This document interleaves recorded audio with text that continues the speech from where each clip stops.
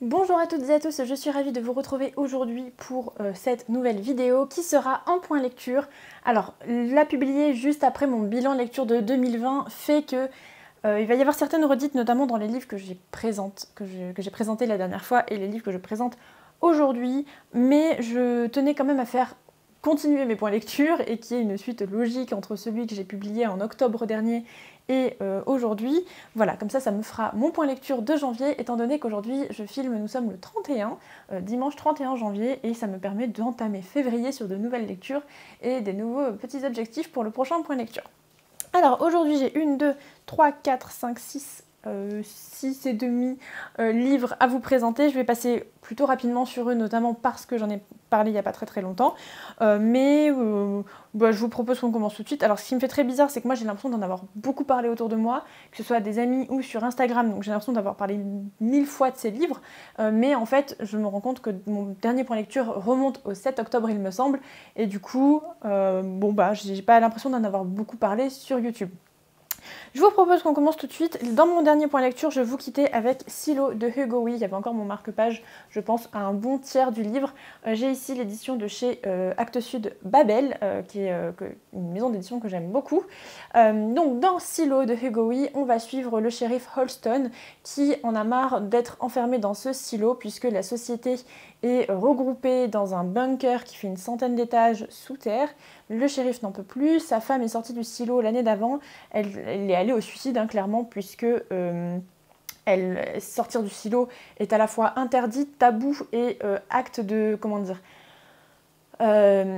sortir du silo vous destine à la mort, mais en même temps vouloir sortir du silo c'est obtenir la peine de mort en quelque sorte. Donc le shérif n'en peut plus et on le suit au tout début du livre vers cette ascension des marches sur une cinquantaine de pages. On le suit dans ses pensées et dans les réminiscences de sa vie. Et du coup, il faut savoir que dans ce livre, on ne va pas suivre le shérif tout au long de l'histoire. On va dire que l'auteur a d'abord construit cette nouvelle-là, puis a construit autour du livre, autour de cette nouvelle, son livre. Et du coup, on va suivre d'autres personnages auxquels on va s'attacher et qui sont extrêmement bien foutus dans leur manière de penser, dans leur relation avec les autres personnages, dans leur construction. Et j'ai beaucoup aimé. On va notamment suivre un personnage qui s'appelle Juliette, qui est hyper chouette, hyper intéressante. Je ne m'attendais pas du tout à la trouver et je la trouve formidable. Donc voilà. Ce que j'ai bien aimé dans ce livre, c'est toute la partie SF et qu'est-ce que serait l'avenir dans ce silo. Il y a un fort côté huis clos qui moi me plaît beaucoup.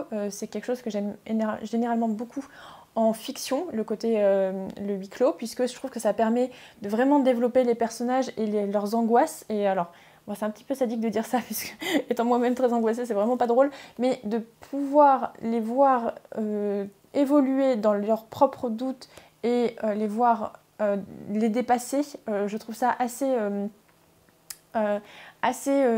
exaltant. Je trouve que les huis clos permettent de faire repenser pas mal de choses et notamment de développer des personnages et des situations vraiment très intéressantes. Qu'est-ce que j'ai à dire d'autre sur ce livre? Il y a toute une partie qui m'a beaucoup plu, c'est la partie radio talkie-walkie qui est assez présente. Je l'ai lu au même moment où je joue à un jeu vidéo qui s'appelle Oxenfree, qui est complètement fondé sur cette idée de radio justement à ondes et à communication interradio, époque, on va dire. Donc je pense que je reparlerai de Oxenfree dans une prochaine vidéo parce que c'est un thème qui m'a énormément intéressée.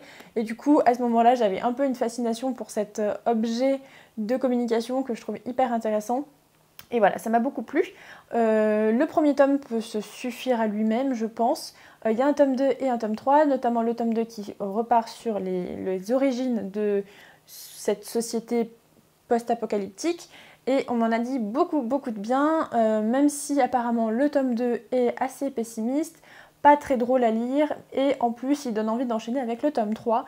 Donc voilà, ils sont tout aussi épais, je me les réserve pour plus tard, mais je veux vraiment lire la suite en 2021, c'est certain. Ensuite, j'ai lu la pièce de théâtre Cyrano de Bergerac d'Edmond de Rostand. Je crois que je vous en avais parlé rapidement dans le book haul où je le présentais. Donc chez Folio Classique, ici, que j'ai beaucoup annoté parce que je l'ai énormément aimé, et je n'avais pas eu la chance de le lire au collège et au lycée. Je l'ai découvert très récemment et je ne savais pas trop de quoi ça parlait, si ce n'est que On va suivre Cyrano de Bergerac qui est amoureux de la belle et douce Roxane, mais Roxane était prise de Christian, Christian était pris de Roxane, et Cyrano, lui qui est très très fort avec les mots, avec la poésie, avec... il a une bonne répartie, va prêter ses mots à Christian pour faire en sorte que la relation entre Christian et Roxane se passe bien. Évidemment, tout ne va pas se passer comme prévu. Je ne savais pas... je ne veux absolument pas vous spoiler parce que donc, je pense que voilà, il y a pas mal d'éléments de l'intrigue que je trouve hyper intéressants. Je m'attendais pas du tout à cette fin et j'ai été complètement bouleversée. Je me souviens, je l'ai lu au travail dans la salle de pause et mon Dieu, qu'est-ce que j'ai pu pleurer tellement j'étais chagrinée pendant toutes les 30 dernières pages, je pense. Il y a vraiment des pics qui sont envoyés à travers les personnages et Cyrano n'y va pas de main morte. Mais voilà, je sais pas trop quoi en dire de plus, si ce n'est que j'ai beaucoup aimé et je la relirai avec grand plaisir parce que franchement je l'ai trouvé incroyable et je suis surprise de ne pas l'avoir lu avant et en même temps j'ai extrêmement du coup apprécié ma lecture aujourd'hui. Toujours en théâtre, je présente les deux parce que je les ai lus en même temps. Fin de partie de Samuel Beckett aux éditions de Minuit. J'aime beaucoup ce que fait Samuel Beckett, que j'avais pu découvrir pour ma part au lycée avec En attendant Godot. On avait toute une séquence sur le théâtre de l'absurde et j'ai déclaré une véritable passion pour ce genre et cet univers. Je trouve que l'absurde est vraiment quelque chose de passionnant et d'ailleurs si vous avez des titres à me conseiller qui relèvent du genre de l'absurde, de l'humour absurde, n'hésitez pas, je prends avec grand plaisir. On va suivre, deux personnages, un qui ne peut pas bouger, qui est immobilisé dans un fauteuil au milieu de la pièce, et donc c'est un autre personnage qui pourrait être une sorte de figure du fils, donc Clove et Am. Les personnages expriment leur désir de partir tout au long de la pièce ou de rester, ils ne savent pas trop, ils sont vraiment déchirés. C'est aussi un thème qu'on retrouvait dans En attendant Godot et dans Eleutheria, donc deux pièces de théâtre dont j'ai déjà pu parler, et je trouve que Fin de partie est très très bon à ce niveau-là. Quand je l'ai lu, je me suis beaucoup rappelé notamment ma première lecture parce qu'il me semble que c'était une relecture, et il y a plein de passages que je trouve formidables. Alors, vraiment, si ça vous tente, n'hésitez pas. Je pense que ça reste accessible et c'est juste très prenant. J'aimerais beaucoup voir du Beckett jouer sur scène. Je me souviens qu'au lycée, j'avais vu Les Chaises donc de Ionesco au théâtre. J'avais trouvé ça bouleversant, c'était formidable. J'avais beaucoup aimé la pièce originale en la lisant et en la voyant jouer, je trouvais ça super. Et j'aimerais beaucoup avoir la chance de lire du théâtre de Beckett, de voir jouer du théâtre de Beckett dès que les théâtres réouvriront, parce que franchement, je pense que ça pourrait beaucoup me plaire, ou peut-être que je trouve des vidéos, des films, des projections, non, pas des projections, des enregistrements, je ne sais plus comment on appelle ça, de scènes qui ont déjà été jouées, mais en tout cas j'ai beaucoup aimé et sans surprise, je m'y attendais.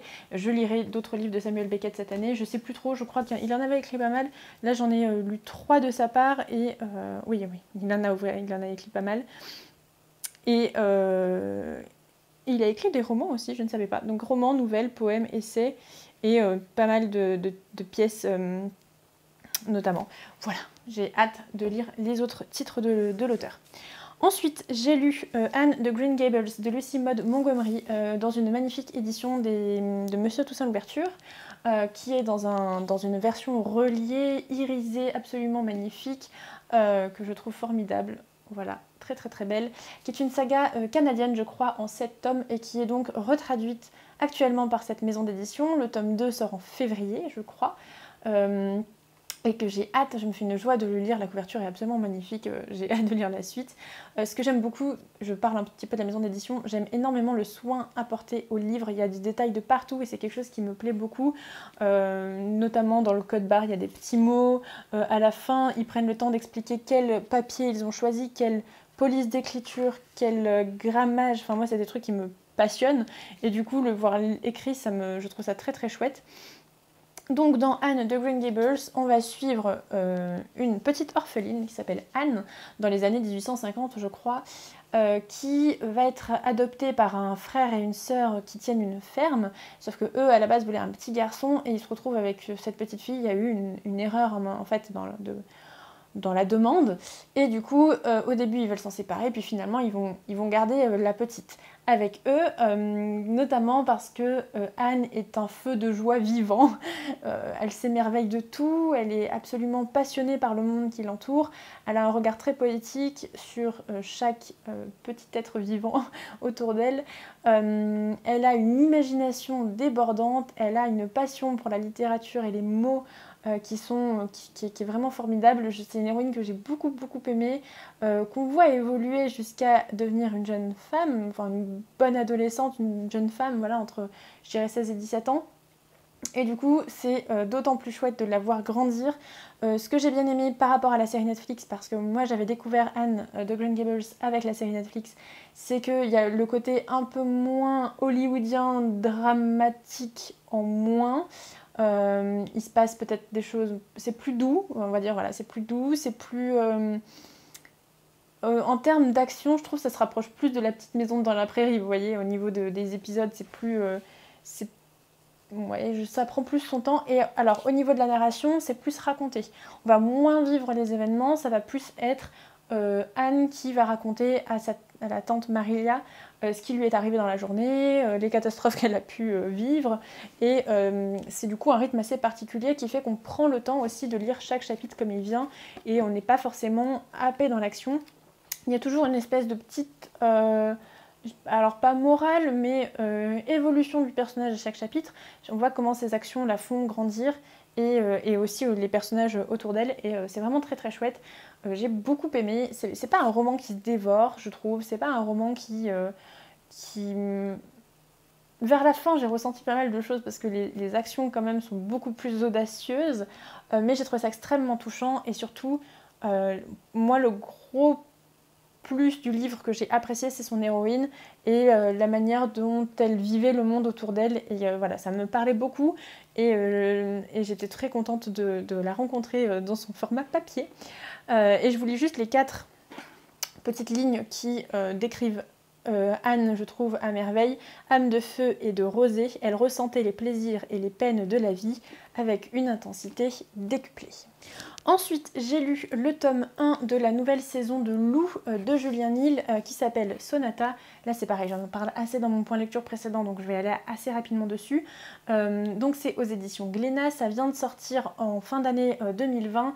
Et alors ça c'est vraiment le petit bonheur pour moi en côté BD, puisque Lou, je la suis depuis beaucoup d'années et la voir ici, jeune femme, c'est très chouette. Bon, j'ai l'impression de me répéter, donc je vais pas... vous refaire le même discours que dans ma précédente vidéo, mais voilà, on va suivre Lou prendre son appartement, aller à la fac, voir que ça lui plaît pas non plus des masses, rencontrer de nouvelles personnes, être un peu parfois maladroite avec ces nouvelles personnes et être confrontée à une nouvelle réalité du monde qu'elle découvre, puisqu'elle ne connaissait pas, au fait d'être toute seule, de se poser beaucoup de questions, d'être vraiment perdue, que ce soit autour d'elle, puisqu'elle est un peu perdue dans cette nouvelle ville, mais aussi perdue dans ses propres cheminements de pensée et dans sa propre vie et dans ce qu'elle veut faire. Il y a vraiment cette quête d'identité aussi avec savoir un peu comment se construire, d'où elle vient, qu'est-ce qu'elle veut faire, qu'est-ce qu'elle fait aussi des précédentes relations qu'elle avait. Voilà, c'était très intéressant, j'ai extrêmement hâte de lire la suite. Je ne sais pas du tout quand est-ce qu'elle est prévue, mais c'est toujours aussi beau de revoir les couleurs, le monde, tout ça, je sais pas, je trouve ça chouette parce qu'en plus en bande dessinée, c'est pas souvent que je trouve que les personnages grandissent à ce point-là. Souvent ils restent au même âge ou alors on va vraiment... les suivre sur un court temps de leur vie. Là, on la suit depuis qu'elle est en 6e et c'est super chouette. Ça me donne envie de relire la saga, mais je l'avais fait dans une précédente vidéo. Je vous mets d'ailleurs dans l'affiche en haut, si vous voulez aller voir où je vous parlais de toute ma relecture de la saga de Lou. C'était super, donc voilà, je suis trop contente d'avoir lu cette bande dessinée. Ensuite, je viens de terminer ce matin, j'ai commencé la lecture donc, de la saga de Grimr de Jérémy Moreau. Je vous en parlais dans mon dernier point lecture, puisque en fait j'ai 3 semaines pour lire les livres de la bibliothèque et du coup, bon, j'aurais pu prolonger, hein, je verrai bien, mais bon bah il faut que je les lise quand même. Donc la saga de Grimr, c'est un livre qu'on m'a conseillé sur Twitter et quand j'en ai parlé sur Instagram pour présenter un petit peu mes avis, on m'en a dit des très bonnes choses, il y a eu beaucoup de retours très positifs. On va suivre un jeune garçon qui s'appelle Grimr, qui, à la suite d'un... comment dire, de catastrophe naturelle en Islande, va perdre sa famille, devenir orphelin, être embarqué par un marchand de jeunes esclaves. Et voilà, on va suivre un peu toute sa vie, sachant que c'est un être un petit peu exceptionnel, étant donné qu'il a une force qu'on n'explique pas énormément. Graphiquement, c'est magnifique, c'est vraiment très très beau. Je vais vous montrer quelques planches. Voilà, c'est quand même de très belles... des très belles... comment dire, illustrations de l'Islande, et ça donne envie de découvrir ce pays qui a l'air absolument incroyable. Ça donne aussi une meilleure vision de ce pays que je ne connaissais pas du tout. Là, ça se passe autour de 1200, je crois, entre 1100 et 1400, il me semble. J'essaye de vous trouver d'autres très belles planches. Il y en a plein de belles, mais là, il y a beaucoup de dialogues avec des personnages, etc. Voilà, là, ça, c'est très, très chouette, par exemple. Voilà. Vraiment une très bonne bande dessinée. Je sais pas si au fil du temps l'histoire m'aura beaucoup marqué et si je vais beaucoup m'en souvenir. Par contre, je reste vraiment très happée par les graphismes et à quoi ça ressemble. Je trouve qu'il y a une atmosphère vraiment très très chouette. Donc globalement, c'est une bande dessinée que j'ai beaucoup aimée, que je vous recommande si ça vous intéresse, si l'Islande vous passionne, si vous avez envie d'une bande dessinée. Je sais pas trop si à partir de quel âge elle est accessible. Il se passe quand même des choses assez rudes, mais ça reste complètement abordable, je pense, pour les plus jeunes. En tout cas, c'est très très chouette, c'est un beau format. Ça traite aussi de tout ce qui est saga islandaise et mythologie islandaise, donc ça c'est très chouette et c'est très intéressant, je trouve. Je pense que ça aurait pu peut-être même un peu plus être développé, mais voilà, c'est comme mon avis. Mais en tout cas, je l'ai trouvé chouette. Je sais pas si, voilà, au fil du temps, je m'en souviendrai beaucoup. Mais je suis très contente d'avoir pu la découvrir et l'emprunter notamment à la médiathèque pour la lire. Et je vais vous parler de ma lecture en cours quand même, comme j'aime bien le faire. Alors, calmons-nous, j'ai lu 93 pages. Ça me va. Alors, là, dit comme ça va à 93 pages, sauf qu'il y en a 970. Voilà, donc je pense que c'est un roman qui va me suivre tout au long du mois de février, même si j'espère ne pas lire que ça, mais en tout cas je pense que j'en ai pour un petit moment. Il s'agit du premier tome de la saga des archives de Rochard, le premier tome de La Voix des Rois, de Brandon Sanderson, ici aux éditions du Livre de Poche. Bon, je sais pas pourquoi, j'avais envie de fantaisie et je me suis lancée. Alors, c'est un livre que j'avais acheté à la veille du premier confinement, donc ça va faire 1 an que je l'ai dans ma pile à lire. Et j'avais envie de fantaisie, j'avais envie d'évasion, j'avais envie de retrouver un livre qui me happe complètement. Ça me manquait, ça fait longtemps que j'avais pas de roman dans lequel je me suis sentie vraiment, boum, plongée dedans, à ne plus savoir ce qui m'entoure, comme dans un rêve. Enfin vraiment, vous voyez ce sentiment ou pas? Bon bah ça me manquait un petit peu, et c'est souvent en fantaisie que je le retrouve. Et voilà, et je l'ai lu, j'ai commencé, et ça fonctionne bien, puisque il me faut que quelques pages... Alors, j'ai du mal à aller dedans encore pour l'instant, j'ai du mal à me dire allez vas-y je vais l'ouvrir et je vais lire pendant 1h30. Par contre, dès que j'ouvre un petit peu et que je commence à lire quelques pages, et tout le monde se construit autour de moi. Je trouve que Brandon Sanderson est vraiment très très fort pour la construction d'univers, et il est très très chouette.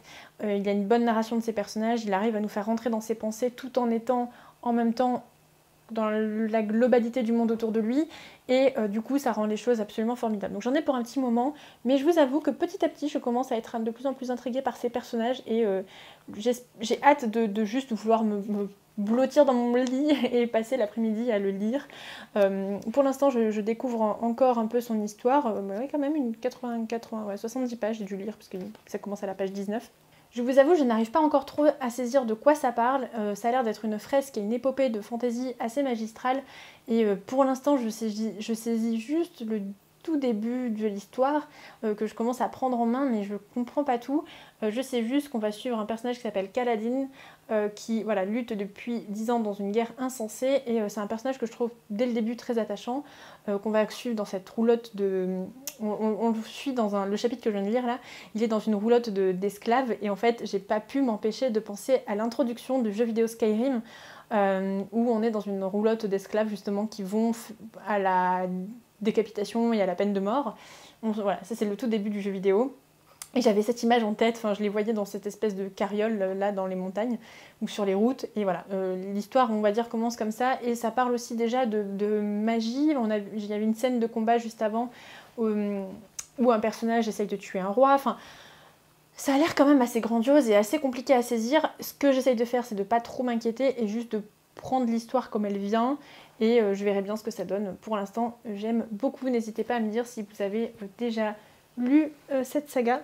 Et ensuite, je pense que mes prochaines lectures seront principalement des bandes dessinées, puisque en parallèle, donc je vais continuer ça, je me suis pris des nouvelles bandes dessinées que j'ai très hâte de lire, mais je pense que le livre est assez gros pour me tenir quand même pour les prochaines semaines.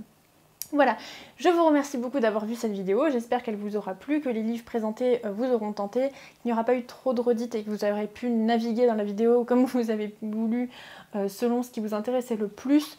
Mais voilà, normalement il y aura moins de redites dans les suivantes, étant donné que ça va être que de la complète découverte. Mais c'est vrai qu'enchaîner book haul, bilan lecture et point lecture, du coup, ça fait que je présente quand même des livres assez similaires, mais ça me tenait à cœur. Voilà. Je vous souhaite à toutes et à tous de très belles lectures, un très bon mois de février, prenez soin de vous et je vous dis à la prochaine. Salut!